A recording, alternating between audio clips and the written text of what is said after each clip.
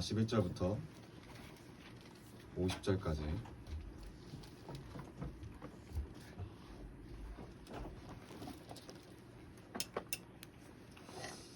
우리 한 목소리로 교독하겠습니다. 제가 먼저 읽겠습니다. 예수의 부모는 해마다 6월절에 예루살렘으로 갔다.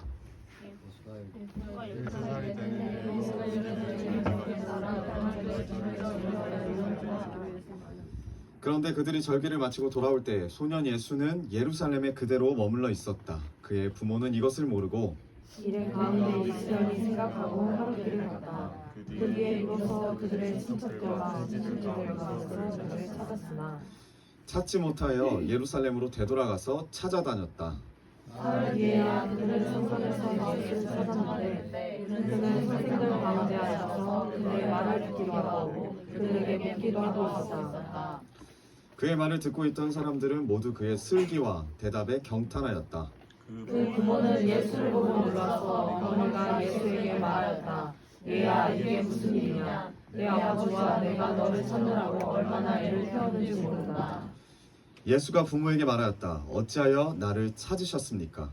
내가 내 아버지의 집에 있어야 할 줄을 알지 못하셨습니까? 그러나 부모는 예수가 자기들에게 한 말이 무엇인지 깨닫지 못하였다. 아멘. 할렐루야. 오늘 말씀의 제목은 지금 주님과 함께 있습니까? 라는 말씀의 제목으로 하나님 말씀 선포하겠습니다. 우리 앞분들과 인사합시다. 주님과 함께 있습니까? 주님과 함께 있습니까? 네, 우리가 저번에 마태복음 12장을 통해서 하나님께 좋은 일을 합시다 라는 하나님의 말씀을 같이 나눴습니다. 예수님은 바리새인들의 목적을 바꾸기 위해서 어디에 들어가셨다고요? 그들의 회당에 들어가셨어요. 하나님의 성전이 아니고 하나님의 교회가 아니라 바리새인들의 회당에 들어가셨습니다. 왜 거기 들어가셨다고요? 바리새인들의 본질과 목적을 바꾸기 위해서. 누가 바리새인입니까? 네. 그래서 우리가 또 이 부분을 나눴죠. 하나님께 좋은 일이 무엇인지를 아는 자이지만 동시에 하나님께 나쁜 일, 대적하는 일이 무엇인지도 아는 자. 즉 에덴 동산을 쫓겨난 우리 모두가 바리새인입니다. 그리고 그 바리새인들이 늘 붐비는 오늘날의 교회. 우리 옆분들을 봅시다. 네. 나만 바리새인이죠. 네, 그렇죠. 네, 우리는 많은 갈등과 유혹을 경험하지만 맞이하지만 우리가 은혜를 받은 자로서 하나님께서 주신 목적을 붙잡아야 된다라는 거죠. 목적을 붙잡아야 합니다. 하나님께 좋은 일을 드리는 존재. 하나님의 사랑을 경험하고 하나님의 사랑이 필요한 이 세상에 하나님의 사랑을 전하는 존재. 이것이 하나님께 좋은 일을 하는 하나님의 자녀된 삶이라고 우리가 함께 나눴습니다. 오늘은 누가복음 2장입니다. 2장 41절 우리 함께 읽겠습니다. 2장 41절 시작. 예수의 부모는 해마다 6월절에 예루살렘으로 갔다. 예수님의 육신의 부모가 있습니다. 예수님 육신의 부모가 누구죠? 네, 마리아와 요셉입니다. 매년 6월절을 지켰습니다. 해마다 6월절에 예루살렘으로 갔대요. 그 말은 매년 6월절을 지켰다는 의미죠. 유대인들은 해마다 꼭 예루살렘의 성전에 방문해야 하는 관습이 있어요. 이게 문화입니다.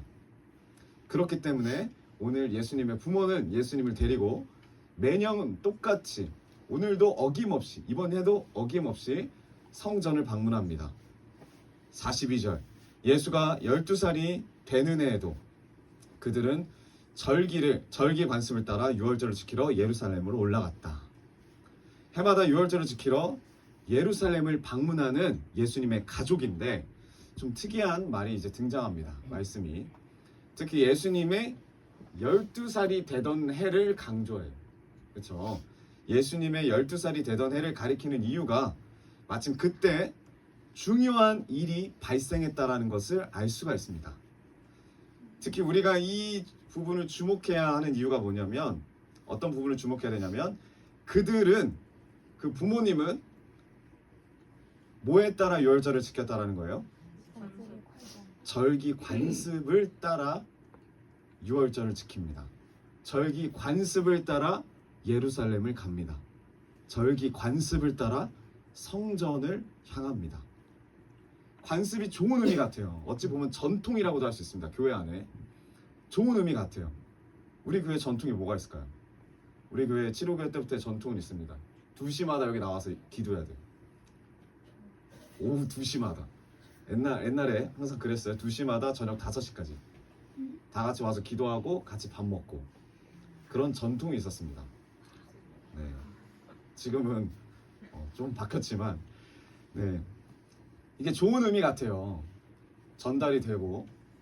그런데 하나님과의 관계에 있어서 이 관습이라는 단어는 정말 위험한 단어 같아요.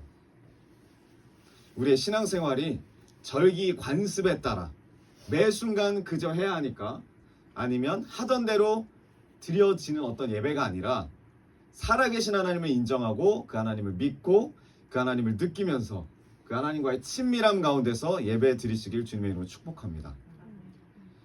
기도는 하는데 주님 앞에 기도를 하고 있느냐는 거예요. 여기 와서 기도를 하는데 자는 사람이 있어요. 물론 자는 중에서도 주님이 만나시고 터치를 해주시겠죠. 네. 말씀을 보고 있는데 하나님 앞에서 말씀을 보고 있느냐는 거예요.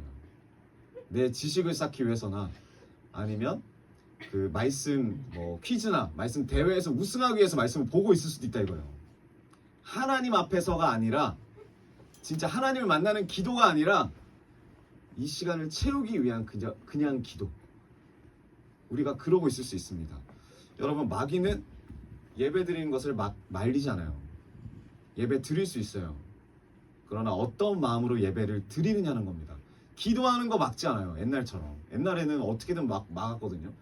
저희 그 시골에 일대 사촌이 있습니다. 뭐 사촌이라기보다도 우리 할머니가 여러분이 계신데 그 중에 첫째 관련된 분이 교회 갔다가 돌아오시는데 교통사고로 바로 돌아가셨어요. 그때부터 우리 그 아버지 측 집에서는 교회를 나가는 것은 결국 어떻게 되는 거다? 죽는 거다. 그래서 강하게 반대한 거예요. 교회 나가는 거예요.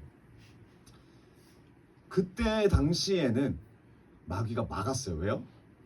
진짜 바뀌니까 사람들이 그 한 명을 통해서. 근데 지금은 굳이 막지 않더라고요. 굳이 막지 않아요. 예배 드리는 거 말리지 않고 기도하는 거 말리지 않고 성경 모임하는 거 말리지 않고 교회 가는 것도 말리지 않습니다. 근데 뭐라고 하죠? 그저 관습에 따라 하면 된다. 정도껏 하면 된다. 헌금은 이 정도 하고 예배 참석은 이 정도 하고 몇 시에 갔다 몇 시 퇴근만 하면 된다. 그러면 이상 없다라고 마귀가 생각해요. 해마다 하던 대로, 달마다 하던 대로, 날마다 하던 대로. 주님 얼굴 앞에서 하지 말고 그냥 하던 대로 해라. 우리가 많이 들어요. 주변 사람들한테 많이 듣습니다. 너 뭐 이렇게 유별나게 믿냐? 이게 마귀의 전략입니다. 그리고 가장 큰 미혹이더라고요. 미혹. 마귀가 주는 미혹. 그러나 주님 앞에 깨어있는 자는 그냥 예배드리지 않습니다. 그냥 기도하지 않습니다. 그냥 말씀 보지 않아요. 오늘 우리가 주님께 드리는 이 예배가 정말로 주님 앞에서 드려지는 예배가 되시길 주님의 이름으로 축복합니다. 우리의 일상이 예수님 앞에서 드려지는 삶이 되길 주님의 이름으로 축원합니다. 그렇지 않으면 여러분 아무리 여기서 열심히 해도 원수들 앞에서 비웃음 당해요. 네가 믿어봤자 너 삶도 안 바뀌는데 그게 뭔 상관이냐. 열심히 네 하던 대로 살아라. 조롱받습니다. 오늘 관습대로 유월절을 방문하는 이 가정에게, 예수님의 가정에게 사건이 터집니다. 그게 어떤 사건이에요? 예수님 실종 사건. 들어보셨습니까? 네. 예수님 실종 사건. 말씀을 좀 꼼꼼하게 읽어봤다면 한 번쯤 들어봤을 거예요. 예수님 갑자기 사라지셨어요. 자, 43절. 그런데 그들이 절기를 마치고 돌아올 때에 소년 예수는 예루살렘에 그대로 머물러 있었다. 그의 부모는 이것을 모르고 2장 44절 일행 가운데 있으려니 생각하고 어떻게 했대요? 24시간을 갔대요. 돌아갔대요, 집을. 이럴 수가 있을지. 네. 부모님이 자녀가 옆에 있으려니 하고 24시간 동안 모를 수가 있는지 좀 참 의아합니다. 왜요? 왜 이럴 수밖에 없어요? 절기 관습에 따라 해마다 하던 대로 하다 보니까 이 아이를 잃어버려요. 있으려니 그 아이가 누구죠? 예수 그리스도예요. 우리가 예수님을 잃어버렸는데 매년 하던 대로 그냥 왔다 가느라 예수님을 잃어버린 줄 몰라요. 이것이 그리스도인들에게 가장 큰 미혹입니다. 가장 큰 미혹이에요.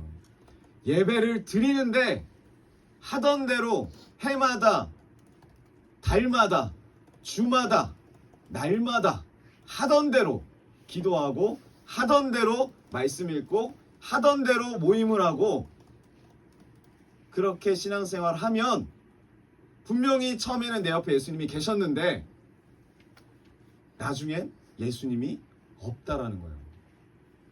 근데 중요한 건 본인들은 몰라요. 예수님을 잃어버린 줄 모릅니다. 이것이 큰 미혹이라는 거예요. 여러분, 예수님을 잃지 않고 예배드리시길 축복합니다. 예수님으로 말미암아 예배드리시길 축복합니다. 누가복음 2장 44절 일행 가운데 이스라엘이 생각하고 하룻길을 갔다. 그 뒤에 비로소 그들의 친척들과 친질 가운데서 그들을 찾았으나 예수님을 잃어버린 사람들이 어떻게 행동을 하고 있습니까? 이들은 자신들이 예수님과 동행하고 있다고 생각을 했어요. 그리고 자신들이 믿는 그 길을 갑니다. 늘 하던 대로. 이걸 두고 착각이라고 하는 거죠. 착각. 교회 안에서의 착각. 아무리 열심히 일을 하고 아무리 해마다 달마다 주마다 날마다 봉사하고 헌신하고 최선을 다해도 하던 대로 한다면 새롭지가 않다면 하나님 앞에서 예수 그리스도를 잃어버릴 수가 있습니다. 이들의 착각은 예수님이 나와 함께 동행하고 있을 것이다라고 여기는 것이 큰 착각이에요. 그러나 실상은 예수님은 그들과 함께 계시지 않습니다. 이게 가장 큰 문제예요. 가장 무서운 사실입니다. 우리가 하나님 앞에서 어떤 행위를 하는 것도 중요합니다. 그러나 제일 중요한 건 뭐냐면 주님과 함께하는 거더라고요. 함께하는 거. 우리가 누가복음 10장을 보면 마르다와 마리아 이야기가 나옵니다. 마르다와 마리아 이야기 10장 41절 여기는 안 띄워졌지만 제가 읽어보겠습니다. 주께서 대답하시되 마르다야 마르다야 내가 많은 일로 염려하고 근심하나 42절 몇 가지만 하든지 혹은 한 가지만이라도 족하니라. 마리아는 이 좋은 편을 택하였으니 빼앗기지 아니하리라 하시니라. 예수님이 방문하셨습니다. 집에. 근데 마르다는 예수님 방문하셨을 때 어떻게 행동을 하냐면 집을 막 청소하고 먹을 것을 막 찾아다니고 어떻게든 대접하려고 마음을 다해서 예수님을 섬기려고 준비합니다. 그런데 같은 집안에 있는 마리아는 어떤 행동을 하죠? 예수님 발밑에서 예수님 바라보면서 예수님에게 빠져 있어요. 아무것도 안 하고 예수님만 바라보고 있습니다. 이 행동을 보고 마르다가 화가 난 거예요. 왜 너는 아무것도 안 하냐? 나처럼 뭔가를 해야지 왜 아무것도 안 하냐? 그때 예수님이 하신 말씀이에요. 너가 많은 일로 염려하고 근심하나 몇 가지만 하든지 혹은 한 가지만이라도 충분하다. 이 마리아는 이 좋은 편을 택했으니 빼앗기지 아니하리라. 이게 무슨 뜻입니까? 마르다와 마리아는 목적이 달라요. 그런데 마르다는 어떤 목적을 갖고 있죠? 예수님을 전심을 다해서 섬겨요. 먹을 것을 준비하고 집을 청소하고 예수님을 맞이합니다. 마리아는 뭐예요? 우리가 봤을 땐 아무것도 안 하는 것 같아요. 예수님만 바라보면서 예수님 말씀을 들어요. 근데 마르다가 잘못된 신앙을 가진 것은 아니에요. 마르다가 틀렸다라는 게 아닙니다. 마르다가 하는 행위도 너무너무 중요해요. 너무너무 중요해요. 근데 중요한 게 뭐냐면 더 중요한 게 뭐냐면 둘 다 좋은 일이지만 그러나 지금 하나님 앞에서 어떤 것이 더 좋은 일이냐. 둘 다 좋은 일이지만 하나님 앞에서 더 어떤 것이 좋은 일이냐. 더 좋은 일은 뭐냐면 내 관습대로 내 경험대로 예수님을 섬기는 게 아니에요. 그게 틀렸다라고 말하는 게 아니에요.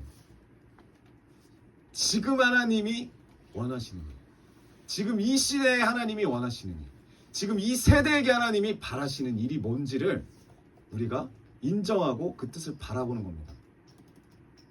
여러분, 저 위에 세대 때까지만 해도 모르겠어요. 선생님한테 학교에서 맞으면 어떨까요? 기분이 힘듭니다. 그러나 집에 돌아왔을 때 따뜻한 선생님의 손편지나 선생님이 나를 향한 어떤 생일 때 선물을 주시면, 아, 나를 향한 이 매맞음이, 내가 매맞은 거죠. 매맞음이나 아니면 권면이 선생님의 사랑이구나 라는 것을 느껴요. 여러분들은 절대 아니라는 표정으로 찍고 계시는데 전 느꼈어요. 군대에서 특히 많이 느꼈습니다. 네. 뭘 하나 제가 잘못한 것도 아닌데 제 후임이 잘못한 거를 그 후임한테 뭐라고 하긴 그래서 그 후임 보는 앞에서 저한테 소대장님이 뭐라 했어요. 그리고 그냥 뭐라 한 것까지는 괜찮았는데 저한테 군장을 메고 일주일 동안 낮 12시에 그 더운 7, 8월에 산꼭대기 땡볕에서 군장 메고 돌을 하는 거예요. 2시간 동안. 다 보는 앞에서. 그때 제가 상병이었거든요. 많이 쪽팔리고 많이 창피하고 내가 잘못한 것도 없는데 그렇게 돌았습니다. 많은 사람들이 생각했어요. 일석이는 잘못한 게 없는데 저렇게 돈다. 근데 제가 낙심하고 좌절하지 않았던 건 뭐냐면 나중에 소대장님이 찾아와서 그렇게 할 수밖에 없었던 이유를 설명해주고 미안하다라고 권고를 해줬기 때문에 이게 소대원들을 연합하는데 정말 중요한 일이었다. 그래서 너가 희생을 했지만 정말 미안하다. 제가 그 한마디에 녹았습니다. 그래서 열심히 돌았어요. 근데 여러분, 우리가 누구나 다 그래요. 내가 받은 상처를 물려주고 싶지가 않아요. 다른 이에게, 특히 자녀들에게. 근데 내가 생각할 때 내 관습대로, 내 경험대로 옳은 일이 분명히 있어요. 맞는 일이 분명히 있어요. 그게 또 이 성경 말씀에서 하는 말이랑 크게 다르지 않아요. 다르지 않아요. 그럴 때 우리는 어떻게 하냐면 당연히 그 길을 따라갑니다. 깊이 묻지 않고 그냥 따라가요. 하지만 그렇게 될 때 오늘 마르다와 같은 일이 일어난다는 거예요. 마르다가 잘못했다는 게 아니에요. 마르다가 누군가를 섬기고 예수님을 사랑하는 마음으로 음식을 준비하고 그런 게 잘못됐다는 게 아니에요. 왜요? 마르다도 그렇게 교육을 받았으니까.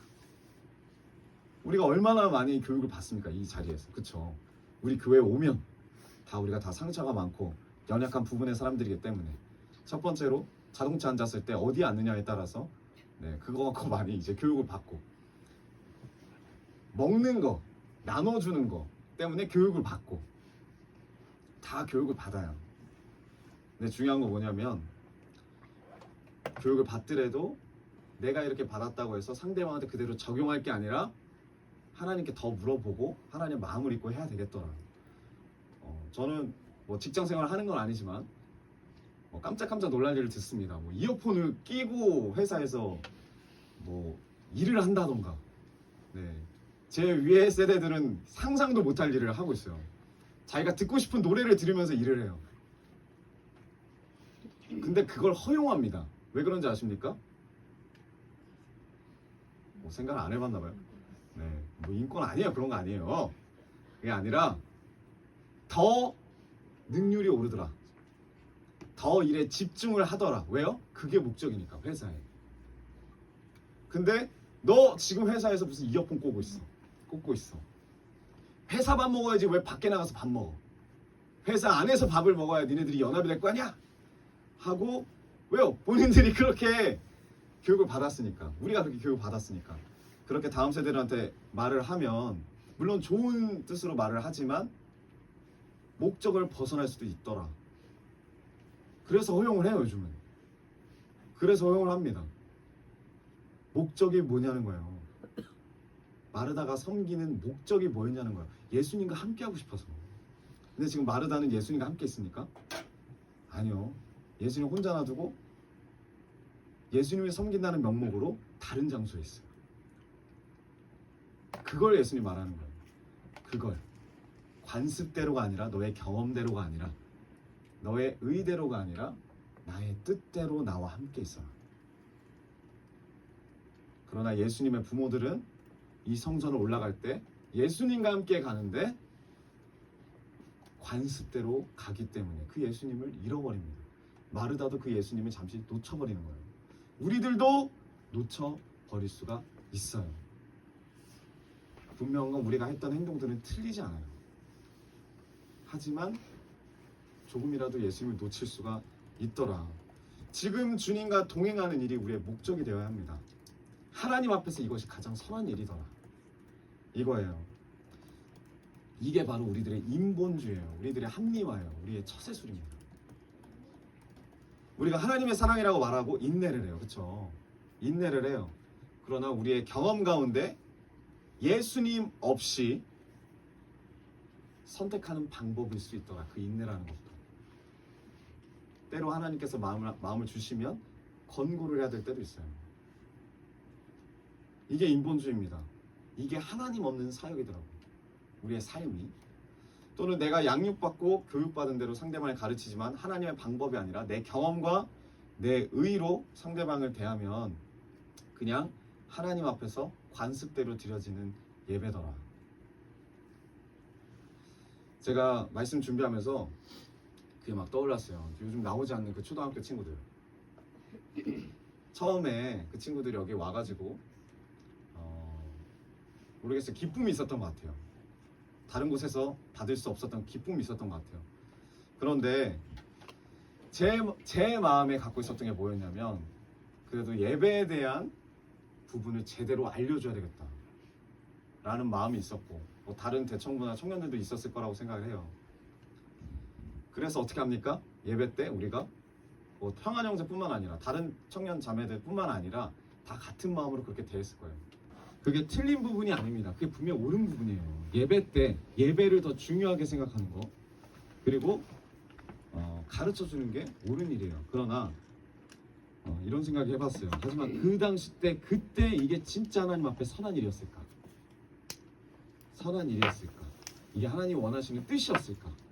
를 돌아봤을 때 지금 돌아보면 아닌 것 같아요. 우리가 그렇게 훈련받았다고 해도 강하게, 그리고 때로는 뭐 어떻게 그렇게 훈련받았다고 해도 그들이 느끼기엔 이게 하나님의 사랑이 아닐 수 있겠구나. 그리고 우리가 배운 대로, 우리가 경험한 대로, 관습대로 나아갔지만 그들이, 그 어린아이들이 우리를 봤을 때, 아, 교회라는 곳은 진짜 우리를 사랑해서 시간을 보내고, 우리를 사랑해서 밥을 주고, 우리를 사랑해서 축구를 해준 게 아니라 우리를 이용해서 예배드리게 하려고 그렇게 했구나, 임했구나. 배신감을 느꼈다는 거예요. 배신감. 사랑을 느끼지 못하면 영혼의 상처를 받아요. 배신감. 그러나 우리가 했던 행동은 틀리지 않았어요. 우리의 속마음이 순수하지 않다라고 생각하는 거예요. 그 친구들이. 우리는 늘 주님과 함께 해야 될 줄 믿습니다. 주님과 함께 걸어야 될 줄 믿습니다. 중요한 것은 뭐냐면 우리가 무엇을 하든지 간에 깨어 있어야 돼요. 내가 보기에 좋은 일이 아니라 지금 이 순간에 주님이 보시기에 좋은 일을 하는 것. 그것이 주님과 동행하는 일이더라고요. 성령의 지도인으로 받는 일이더라고요. 근데 마리아와 요셉은 관습에 따라서 이 신앙생활을 했지만, 옳은 대로 했지만 결과적으로 예수님을 잃어버려요. 그러나 만약 우리가 매주 반복되는 일이라도 날마다 새로우신 주님을 인식하고 주님으로 말미암아 그 영과 진리로 이 반복되어지는 일을 한다면 주님을 잃어버릴 일이 없습니다. 우리는 주님을 잃어버리지 않을 거예요. 그것이 나의 주도권을 주님께 드리는 일이고, 그것이 주님이 나의 주인이 되시는 일입니다. 그럼 우리가 주님을 잃어버릴 수가 없어요. 잃어버릴 수가 없습니다. 왜요? 주님이 우리를 잃어버리시지 않기 때문에. 지금 이 순간에도 우리가 주님을 찾고 있다고 생각하지만 주님이 우리를 찾고 계세요. 주님이 우리를 붙드셔서 우리의 인생을 쓰시도록 우리가 해야 될 건 뭐냐면 우리의 인생을 그냥 드리는 거예요. 맡겨드리는 거예요. 주님께 예배하는 삶을 살 수 있도록, 누구의 삶이? 나의 삶이 주님께 예배하는 삶으로 드려질 수 있도록 주님께 우리를 내어드려야 합니다. 오늘 예수님을 잃어버린 요셉과 마리아가 예수님을 어디서 찾죠? 3일 만에 찾아요. 3일 만에. 자식을 3일 만에 찾아요. 46절. 사흘 뒤에야 그들은 성전에서 예수를 찾았는데 그는 선생들 가운데 앉아서 그들의 말을 듣기도 하고 그들에게 묻기도 하고 있었다. 예수님을 성전에서 만납니다. 이 성전은 여러분 우리가 아는 예배당이 아니에요. 우리가 아는 교회가 아니에요. 유대인들이 생각하는 성전은 딱 하나예요. 오로지 하나. 하나님의 임재가 있는 그 성전. 거기에 누가 있었다? 예수님이 있었다. 하나님의 임재가 있는 곳에 예수님이 있더라. 48절. 그 부모는 예수를 보고 놀라서 어머니가 예수께 말하였다. 얘야, 이게 무슨 일이냐? 내 아버지와 내가 너를 찾느라고 얼마나 애를 태웠는지 모른다. 부모가 자녀를 잃어버렸습니다. 그렇죠? 누구 잘못이죠? 네, 부모 잘못이죠? 부모님 잘못이죠? 네, 자녀 잘못이라고 생각하시는 부모님 계십니까? 네, 당연히 부모님 잘못이에요. 근데 지금 마리아가 뭐라고 하죠? 예수님 앞에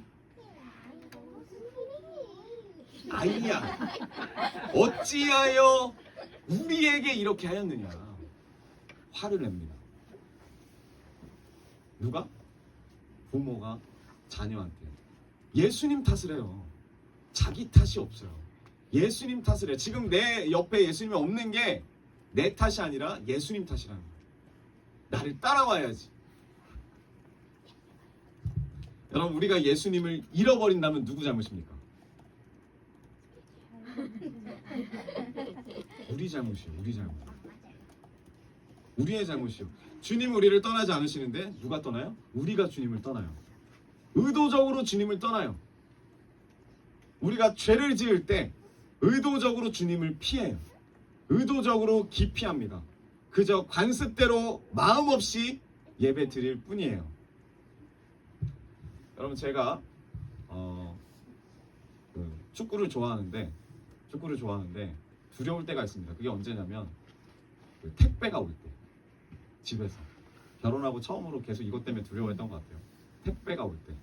왜냐면 제 발이 평발이고 목사님 발이랑 똑같이 생겼어요. 잘 보시면. 네, 목사님도 신발을 아무거나 잘 못 신거든요. 네, 발이 아파요. 그래서 축구를 할 때 발이 아파요. 옛날에는 뭐 없을 때는 그냥 초등학교 때는 운동화 신고 했어요. 근데 앞에가 다 뜯어지더라고요. 그래서 엄지발가락이 보였어요. 거기다 휴지를 넣고 했어요. 그렇게 축구를 좋아하고 했어요. 근데 이제 성인이 되었습니다. 그래서 축구화를 샀어요. 근데 축구화가 몇 번 신어보니까 또 발이 아파요. 그럼 어떻게 하냐면 이걸 중고나라에 팔아요. 아니면 중고나라에 다른 사람하고 바꿔요. 그래서 여러분들이 봤을 때는 전에 봤던 축구화가 아니라 이번에는 새 거 같네? 그게 다 중고예요.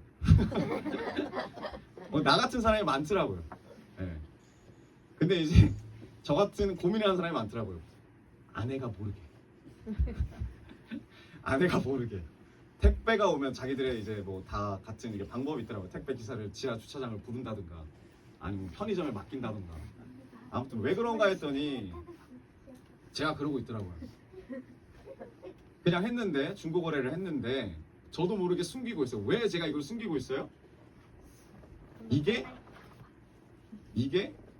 잘못된 거라고 생각이 드니까 나도 모르게 숨겨요. 잘못됐다 말한 적 없어요. 은혜 사모가 잘못됐다 말한 적이 없어요. 말만 하라 이거야. 말만. 자기한테. 바꾸든지 버리든지 나눠주든지 상관없다. 그냥 말만 해라. 근데 말하기가 좀 그래. 말하기가 그래. 그래서 숨기더라고요. 여러분, 우리 죄가 그래요. 주님 앞에 나가기가 그래요. 그래서 숨겨요. 의도적으로 숨겨요. 우리가 이렇게 의도적으로 주님을 놓치더라고요. 그러자 예수님이 부모에게 말하였다. 49절. 어찌하여 나를 찾으셨습니까? 내가 내 아버지의 집에 있어야 할 줄을 알지 못하셨습니까? 자식을 혼내는 부모에게 예수님 뭐라고 하십니까? 어찌하여 나를 찾으십니까? 나는 내 아버지 집에 있어야 합니다. 관례대로 관습대로 늘 하던 대로 해마다 달마다 날마다 성전에 오지만 이들은 아버지의 집에 오는 게 아니에요. 이들은 그저 종교생활하는 거예요. 아무리 성령을 경험했어도 마리아와 같이 요셉과 같이 선한 사람이라 할지라도 관례대로 하다 보면 예수님을 놓칠 수 있어요. 그러나 지금 예수님은 뭐라 그래요? 성전에 계실 때 너희들은 관례대로 왔지만 나는 내 아버지 집에 있다. 어디에 가면 예수님 만날 수 있어요? 아버지의 집에, 아버지가 계신 곳에, 예수님이 계시는 이곳에 하나님 아버지가 계신대요. 여러분, 우리 모두가 하나님 아버지를 늘 사모하기를 원합니다. 그분의 임재하시는 곳으로 매일매일 나가기를 축복합니다. 관례대로가 아니라 어떤 일상적인 미안함 때문이 아니라 진짜 사모하는 마음으로, 아버지의 집으로 나아가는 마음으로 예배 자리에 참석하길 원합니다. 여러분, 주님은 어디에 임재하신다고요?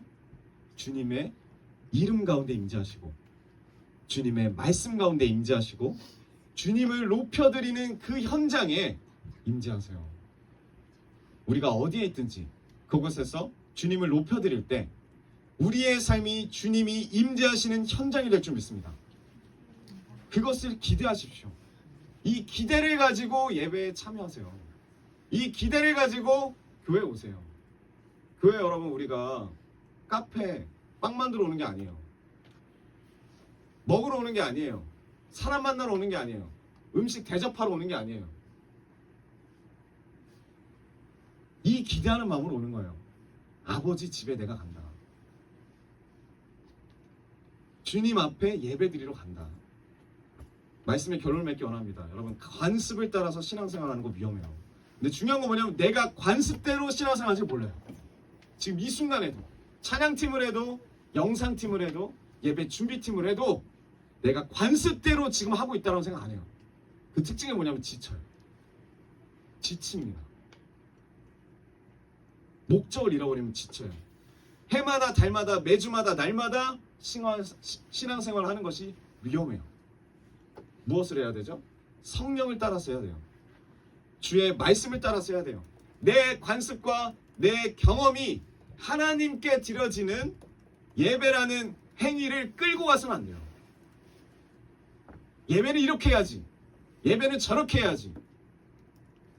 그게 아니라 주님이 주장하셔서 주님이 우리를 끌고 가셔야 되는 예배가 되려 줄 믿습니다. 내가 주님을 끌고 가는 삶이 아니라 주님이 나를 끌고 가시도록 그렇게 우리의 삶을 내어드려야 된다는 거예요. 우리가 어디서 시험 들고 어디 상처받습니까?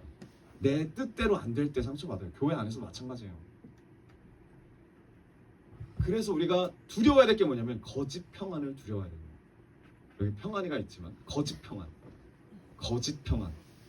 하나님께 예배를 드리고 그 안에서 얻는 평안이지만 하나님 없이, 예수님 없이 드려지는 평안일 수 있다.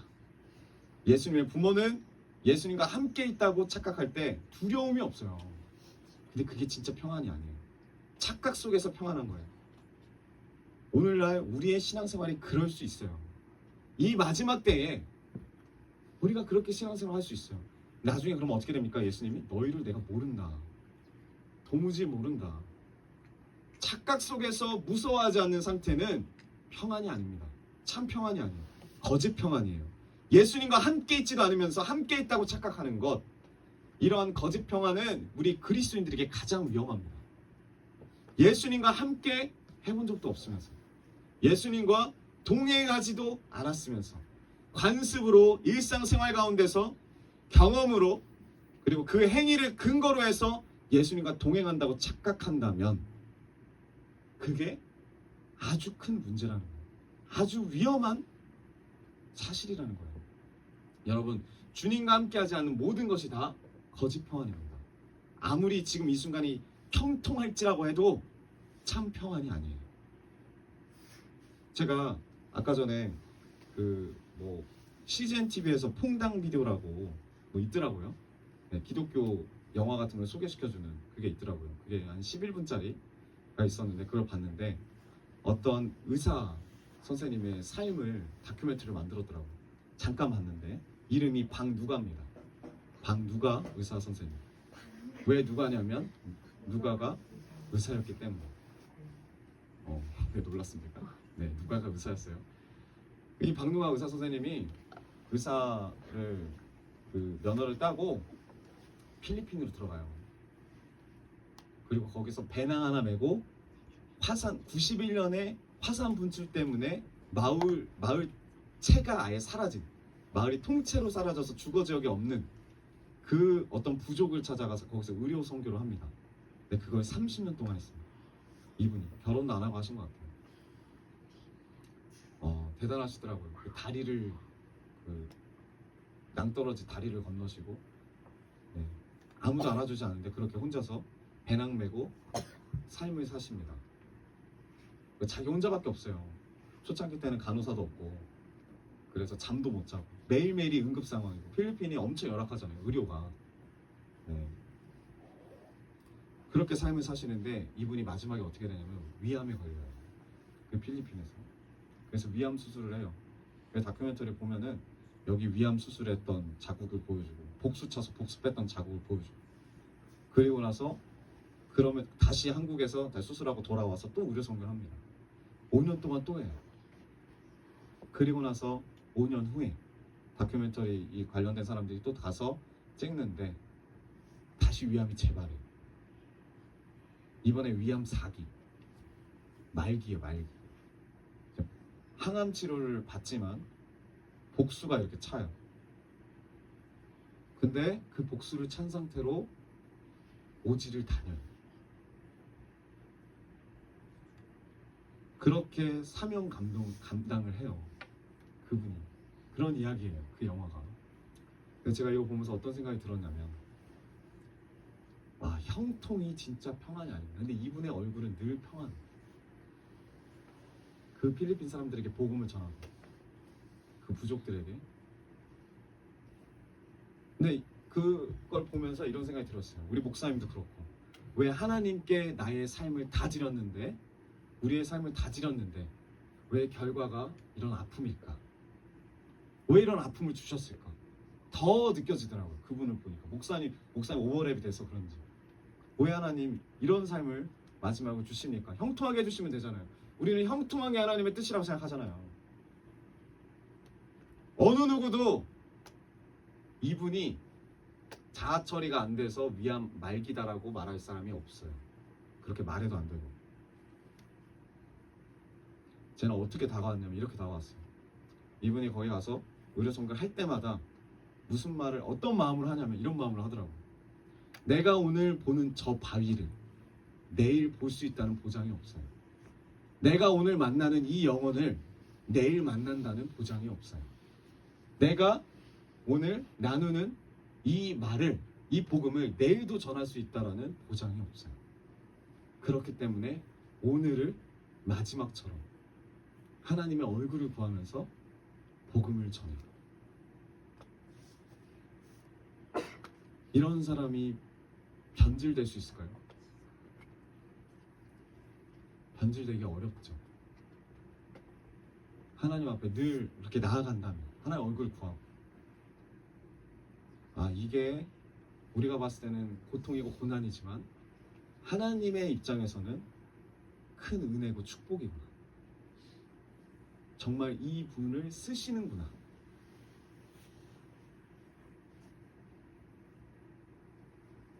여러분, 우리가 형통해도 내 옆에 예수 그리스도가 없으면 그게 저주예요. 그 형통한다는 생각으로 예수님 함께 한다는 생각, 그 착각에 빠져서 살지만 내 옆에 예수님 없으면 저주입니다. 여러분, 이번 한 주도 하나님 안에서 예수님과 동행함으로 성령의 지도인도 따라서 참 평안을 누리시길 주님으로 축복합니다. 하나님이 보시기에 좋은 일만 하는 삶으로 주님이 기뻐하시는 자녀가 되시길 주님의 이름으로 축원드립니다. 아멘. 우리 이 시간